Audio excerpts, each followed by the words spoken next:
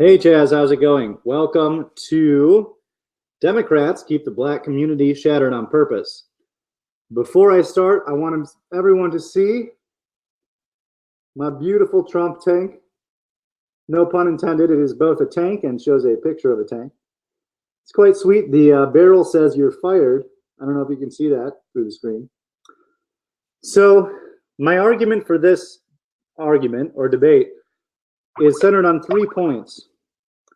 The 3 things that keep the black community shattered in this country, because we can talk about the other countries some other time, but I mean in this country, are the promotion of degenerate rap music that promotes drug use, criminality, and things of that nature, rambunctious behavior, the promotion of the welfare state that promotes single motherhood, since we know beyond doubt that the worst thing for any community is a prominent number of single mothers, and the promotion of a victim narrative. Now, all 3 of those things, if you look at who's promoting them to the black community, it's always Democrats. So those are my 3 primary points, and I will give the floor to you. Okay, can you hear me okay? All right. I'm going to ask you a question, and then I'm going to pass it right back to you for the answer. How is it Democrats who are promoting rap culture? And I am entirely in agreement that a lot of rap, hip hop, whatever, is fairly disgusting lyrically and promotes all sorts of unhealthy things. Back to you. Make the connection for me. Okay, you're right to point out that is the least visible of the 3. The reason I point that out, first of all, there's another factor to specifically what kind of Democrats promote rap music. But if we talk about that, your website might get pulled from the internet or shut down. So we might not be able to talk about that. The reason is that I've never in my whole life seen a conservative promote drug dealing, drug using, gun running, illegal behavior to any community at all. And the people who are in charge of the networks like MTV and things like that, not that they really play music anymore on MTV. It's mostly just a propaganda outlet at this point. But the people in charge of those tend to promote leftist narratives. So even though I cannot name the names at this moment of the people who run MTV, I think it's safe to say they're all Democrats. If you look, they were all in bed with the Clinton campaign throughout the election. I think it's quite clear that they're Democrats. Okay, I would like to point a few things out. First, the proposition of this debate is Democrats keep the black community shattered on purpose. That's a pretty monolithic statement there. I'm a Democrat. I don't keep the black community shattered on purpose or otherwise. So that's a pretty broad brush that you're using there. It certainly might be that MTV is operated and owned largely by Democrats. I don't have any idea, but possibly. But as far as it only being Democrats who I just lost my train of thought. I was going to bring up Ronald Reagan, okay, and the Iran-Contra affair, which is an indisputable part of our history. And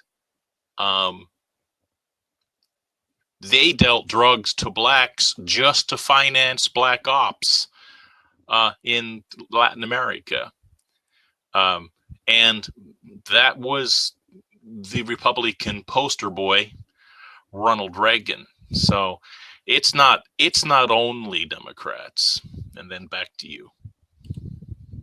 Okay, I'll give you that one. I can't argue against that one. I am aware that that particular operation was from Democrats. But let's back up a second. So you said you're a Democrat. You yourself are not doing anything to the black community. I totally understand that. I don't mean your average left-leaning voter. I mean specifically the people who are the puppeteers of the leftist politicians, George Soros in particular, and all of his different puppets, and the people who are of that political persuasion, the people in charge. You know, the people like Al Sharpton and Jesse Jackson and Louis Farrakhan, who are always promoting this victim narrative to blacks that keeps them from even trying to achieve, and even worse. And you can ask any successful black person, they will all agree with me on what I'm about to say. The ones who just, when they go to school, they want to do their work, they want to behave, they want to stay out of trouble, they want to get ahead and go to college and get a job. They get the crap kicked out of them by the other ones. They're called Coon, they're called Uncle Tom, they're called all sorts of names, and this same dynamic plays out with the well-known black conservatives, people like Tommy Sotomayor, who talks about this constantly. Charles Barkley talks about this. Thomas Sowell is a very wise black philosopher over at American Renaissance, which is a great website. There is this victim culture in the black community, and a lot of them try to keep the other ones back. And they'll say that the ones who are moving forward are acting white, or they're a race traitor of some kind. And instead of elevating them out of this mindset, people like Al Sharpton, Jesse Jackson, Louis Farrakhan, they keep promoting it to them. Now, I did say it's on purpose, and I believe that. The reason I believe that is because the Civil Rights Act, you know, the mid-50s to the mid-60s, on the surface was meant to empower black people. But if you look at, you know, who Lyndon B. Johnson was and the people who made these decisions, it was always just to maintain the black vote for Democrats. You know, Lyndon B. Johnson was a very notorious racist. There are some quotes attributed to him that are widespread, but I couldn't prove them, so I won't bring them up. But in a big way, the whole reason that blacks got the vote was so that they would vote Democrat. It wasn't just to elevate them. It had nothing to do with equality. And that is still what they're doing. They keep the black community down to keep them dependent on the promises that the leftists make, which they never fulfill, because if they fulfill them, blacks won't vote for them anymore. Obama's a perfect example. This kind of black guy who was supposed to be, you know, from Chicago and a community organizer, even though no one even knows if any of that is true, of course. All of his records are sealed. He was supposed to be the savior of this black community, improve equality, improve progress. And the black community is in arguably, actually probably not arguably, the worst shape it's been in since slavery. Oh, I guess it auto switches now, huh?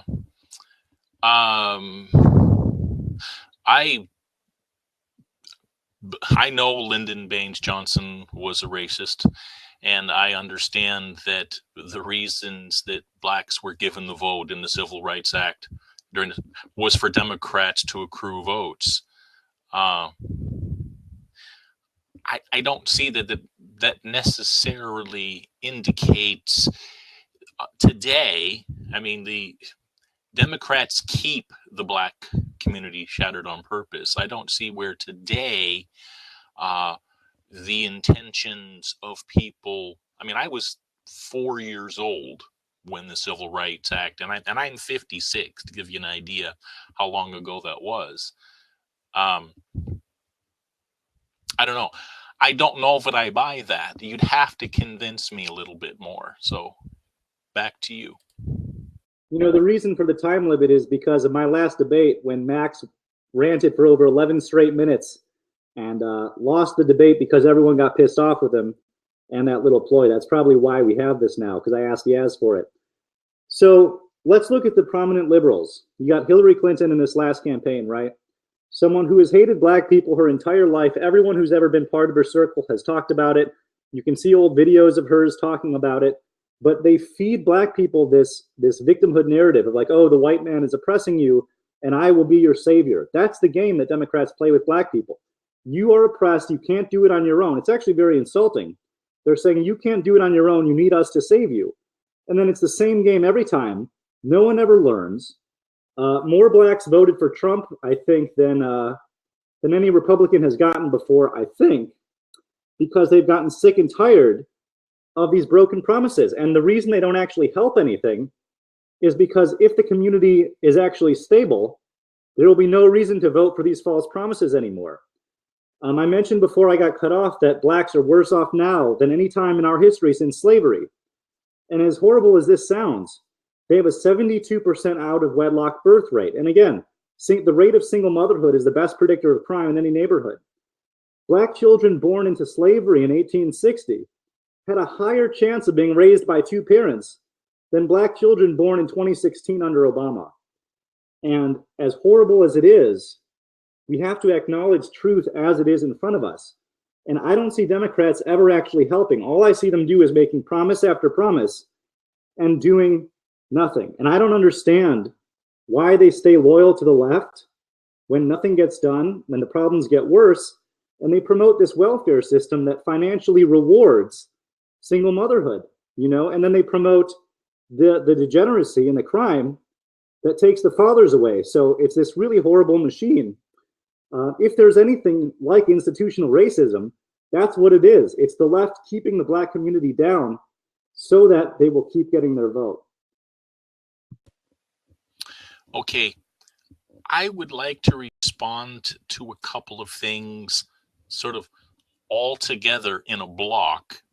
It shouldn't take me 11 minutes, but before I do, I would like to hear you address your third point, explain it in a little bit more detail. So I am right now passing it back to you.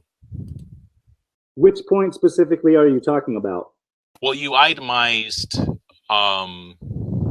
three things right at the very beginning. And I'll be honest, I don't remember what the third one was.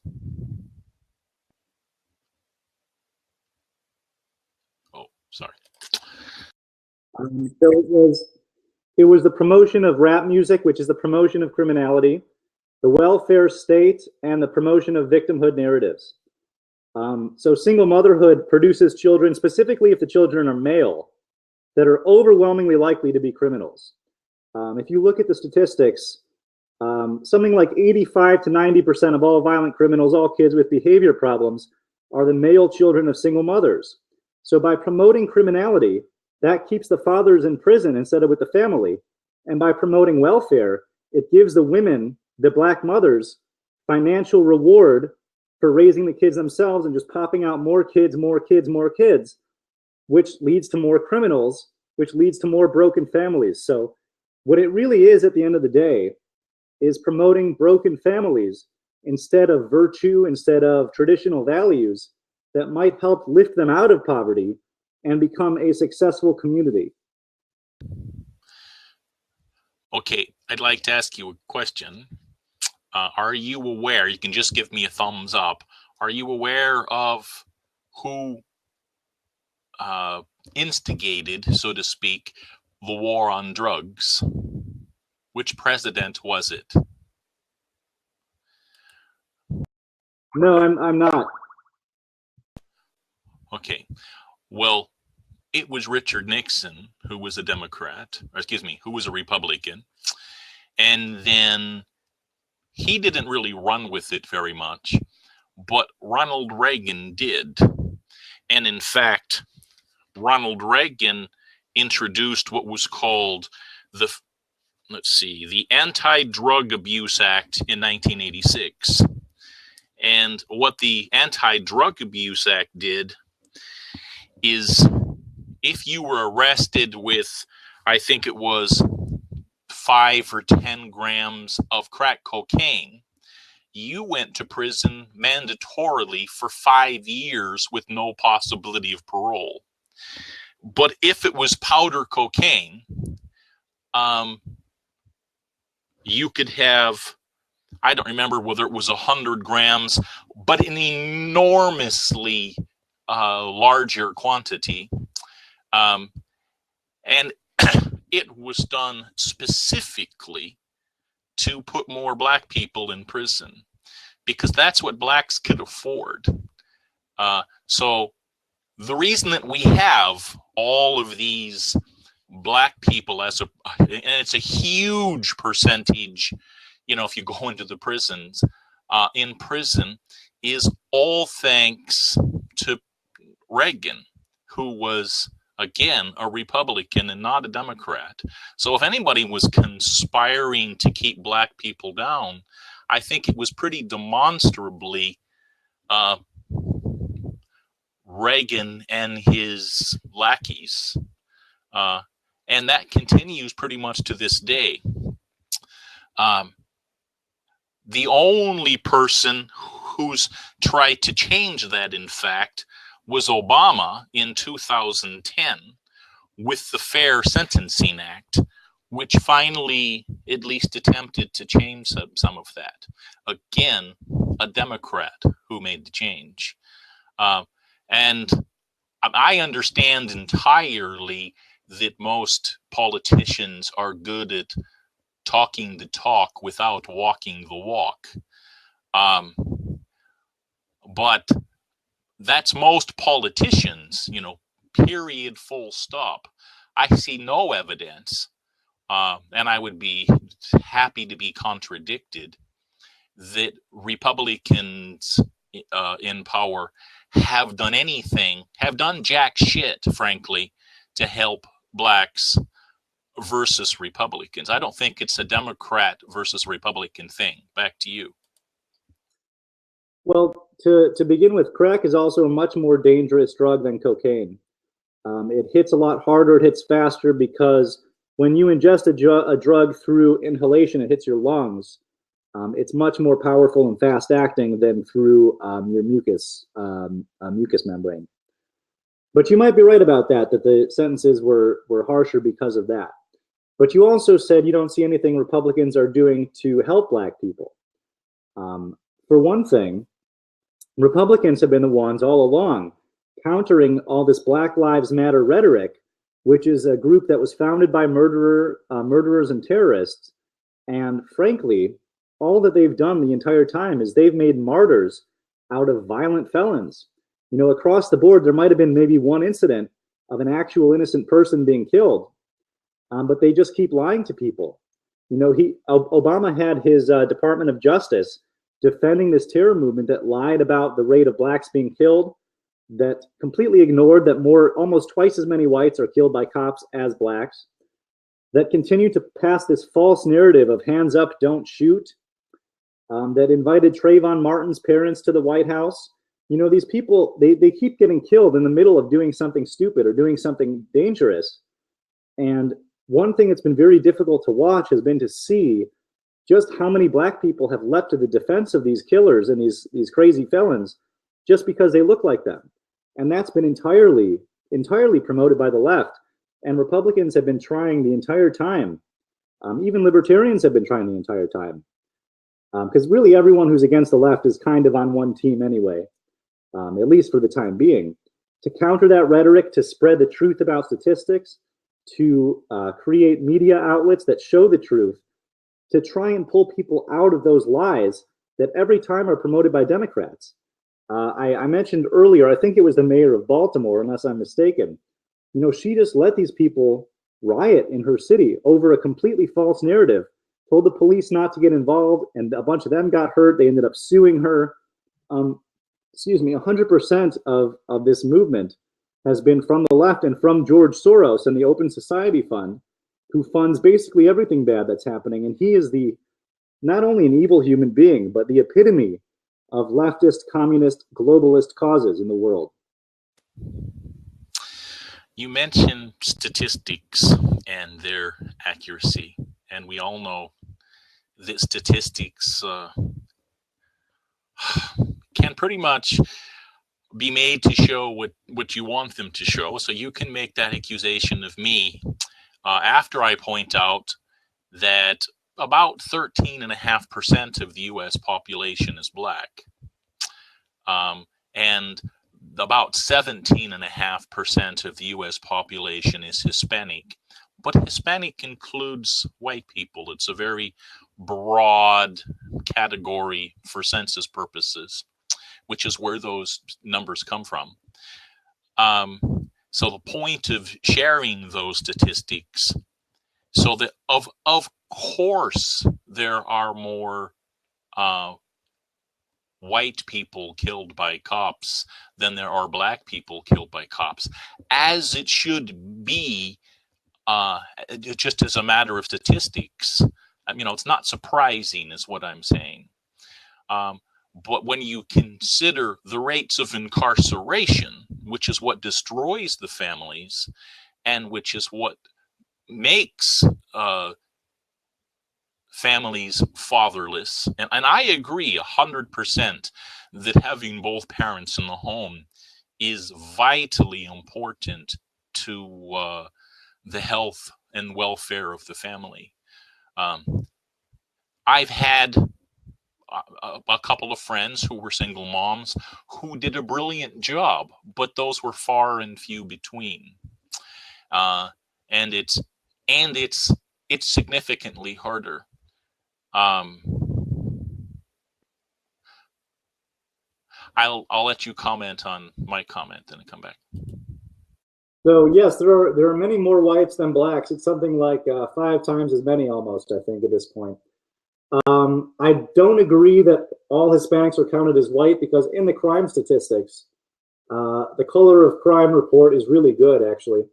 They often separate Hispanic from, or white from non-Hispanic white. So they do take that into account. I still have no idea why Hispanics are ever counted as white. I think it's to hide some of the truth about race and crime, which is really important. So you mentioned the difference in incarceration rate, which is true. But blacks and Hispanics also are overwhelmingly more likely per person to engage in violence. And I don't have the statistic or any of the graphics on hand, but I can post them in the comments. I mentioned in my last debate with Max that in 2014, I think it was, in New York City, 97% of gun crime was committed by blacks and Hispanics, despite being minorities. And we can even go further down, because it's not the black women that are doing the shootings and the murders and the violence. I think they have a lot of assaults, like with their boyfriends and husbands and stuff. But really, it's the black males, like 18 to 25, that are committing over half of all of the murder. So we have basically 7% of the country committing more murder than the remaining 93% put together. So that's why they're in prison more often. And in fact, if you really look at it, they are in prison disproportionately, but it's in the other direction than you'd expect. They're actually in prison less often than they should be, if you are honest about race and crime, which is never, ever taken into account in the media. You'll never see it published in any of the mainstream media outlets. Fox News does it sometimes, but even they are really controlled at the end of the day. They're the controlled opposition of the media outlets. Breitbart is starting to come up as an alternative media outlet. I know it's like the leftists is their least favorite thing is Breitbart. But they publish real crime statistics sometimes. But Jared Taylor, who runs American Renaissance, as far as I know, publishes the most accurate crime statistics by race. And he has black people writing for his site. I think Alan West has written for his site. Thomas Sowell, who just retired in his 80s, a black philosopher who wrote for his site. When you actually look at it, it's really horrifying. All violence between whites and blacks, 85% of the time, it's the black person is the perpetrator. So you have to take crime rate into account when you look at incarceration. Oh, I agree with you. And I can't argue with your statistics. I'm going to say, though, this is a complicated thought. I have to think about how to form this.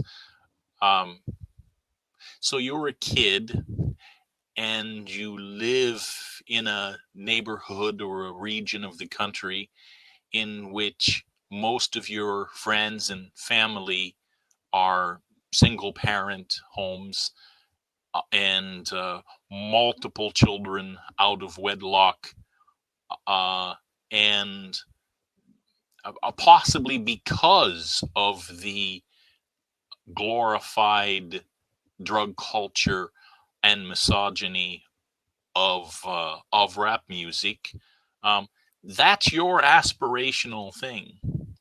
I don't know the fix for that. I don't know if there is one that wouldn't involve, for one, entirely revamping the U.S. penal system.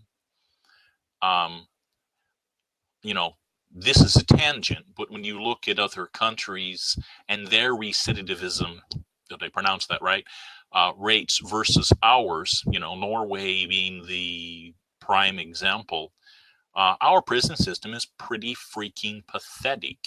It's a breeding ground for crime. How do you become a better criminal? Go to prison for lessons. So it's a vicious circle. But I don't think that you've demonstrated that it's a vicious circle caused by Democrats. And in fact, I think it's a vicious circle caused more by Republicans, because pretty much the answer for everything for the Republican Party, if it involves crime, is put them in jail faster and longer. I don't see very many Republican politicians pleading for clemency, or they want to spend less money on criminals instead of more. They want to put you in jail longer, in solitary more. Most of the prison reformers are Democrats. And back to you. So I have the answer to that, but first I want to point out something interesting that in these debates happens a lot, where I'll be talking about black criminality and blacks in the prison system, and then someone will bring up Norway, which is almost an entirely white country, and show how the penal system is different. But it's a different demographic, it's a different culture with different values that you're dealing with. So what works for white Norwegians in a homogenous culture does not work in the multicultural society that we have. It's a different game completely. So to answer your question of what are Republicans doing, which has been kind of a theme here. So fighting against affirmative action and welfare, because affirmative action, what that does is it says if you're black, you get bonus points without the merit. You don't have to develop the intelligence. You don't have to develop the skill or the merit to actually be the best for the job. You just have to play the race card and you'll get it. So I understand, even if the intention is to help, make the statistics a little more equal, but it hurts the individuals because they don't develop into the people who are actually functional and good at stuff. On their SATs, Asians get docked 80 points automatically just for being Asian, and blacks get an extra 230 points, according to a Princeton study, just for being black. So it's actually quite cruel. So now you're putting people in institutions of higher learning who are not smart enough to be there, who I'm sure relied on their race in order to get there. And so they felt like they could go smoke weed, play basketball, or whatever, instead of actually studying, because it was guaranteed that they'll be given these legs up. So I think it actually cripples people when you do that. I don't think it serves them. I think it's a decision made from maybe compassion, maybe sympathy. It's really racism is what it is. It's like saying, well, you're not good enough on your own, but you're black, and I understand you can't do it on your own. So here, have some handouts. I don't see that as helpful, and that's something that Democrats push. Affirmative action and welfare as well, which is the same concept, saying, well, we don't expect you to be able to get a job on your own, so here, have some money from the government. Okay, I don't really, and I'm not trying to dodge this, I don't have a formulated affirmative action opinion. I left university pretty late. I didn't graduate until 2009. I started way late.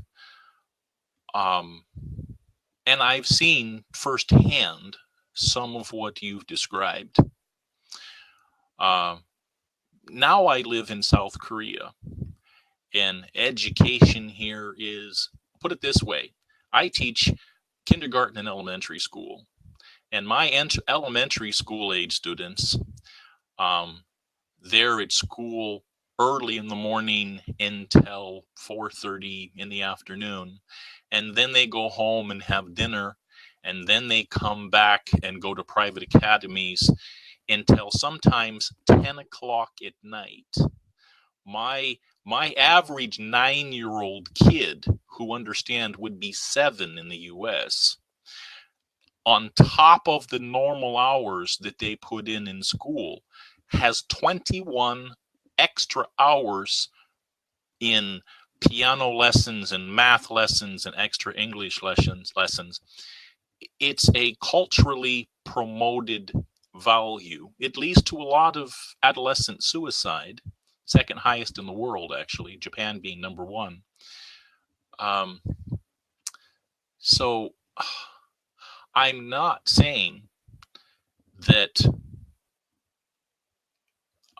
affirmative action hasn't had the consequences you've described. I don't know that it does, and I don't know as a percentage how many people actually play the race card, but I believe your statistics.